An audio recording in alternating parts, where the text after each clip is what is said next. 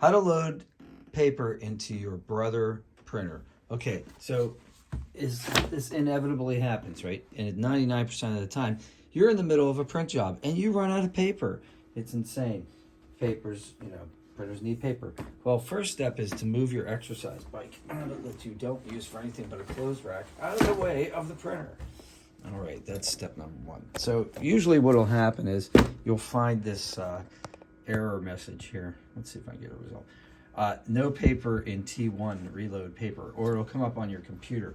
But anyway, there's only one tray. T1 is tray 1. There's only one tray on this printer, this Brother printer. And you saw the serial number there. It's HL2390DW. So this is how you do it. So right under here, can you get down here and see this? There's a little,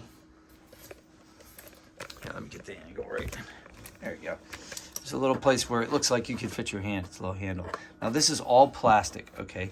And there's two releases here. So right here in the middle, this is like a stable part of the structure of the printer. Put your thumb there and then pull gently with your fingers. So just kind of like that.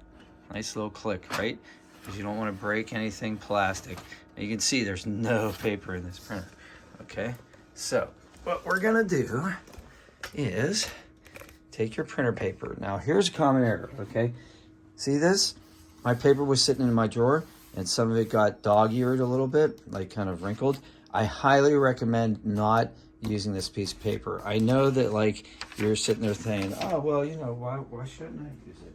Because I don't want to waste paper. Well, use this to give it to your kid or doodle or something like that, because this will cause a paper jam and you do not want that. So take any of those wrinkles, especially the ones on the corners. Make sure your four corners are good, especially the corners that are going to go fed into the machine, okay? Highly, highly recommend. So see how this arrow is pointing down like this? That means that you want the paper to be flush with this edge right here, okay? So you see how I put that in there? Okay. A little spacer here in case you were going to put smaller paper in, but for 8.5 by 11 it should already be set here. If not, press this button and adjust the slider. See what I'm saying? So if you're doing like index cards, but we're doing 8.5 by 11, and that's the largest sheet that this printer will take. So stick that in there. If you need legal size paper, you're out of luck with this printer. It doesn't happen, okay? Now close the drawer very gently. I use two hands because there's two sliders here. So if you do it from the middle, that's fine. You'll probably be fine. But if you use two hands like this, you get to this point where you're feeling some resistance, you can sort of feel it kind of wiggle into place, and then a nice gentle touch. You don't have to slam it shut. Now it'll start printing where you left off. And it says receiving data. So if you were already printing something, it'll just resume the job. All right, I hope this was helpful to you. If it was, please smash like, because that helps me. And if you want to see more, go ahead and hit subscribe. Anyway, hit subscribe anyway, just because it's a nice thing to do. You don't get notifications unless you put the bell on.